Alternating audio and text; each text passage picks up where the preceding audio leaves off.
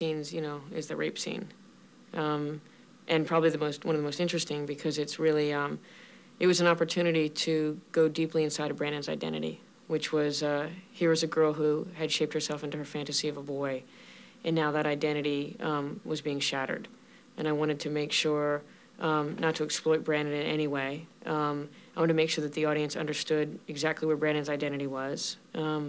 I never wanted to duplicate the violence in any way that would encourage violence, that would brutalize the audience or would dishonor Brandon. So kind of a tall order going into it. And I wanted to use the way it was filmed to bring the audience even more deeply inside of it. And so in the filming stage of it, that was keeping those guys in close-ups and making sure that you spent most of the time on their faces, not on the graphicness or the brutality of the event.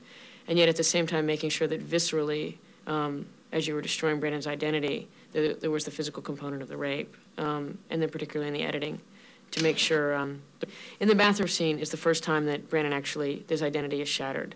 There's no way he can continue being Brandon once his pants are pulled down. And I just remember when I first read about that, it was so horrifying to me that they did this to a human being. Humiliation in the face of your friends. They felt he betrayed them, and they betrayed him by humiliating him that way. What have you done?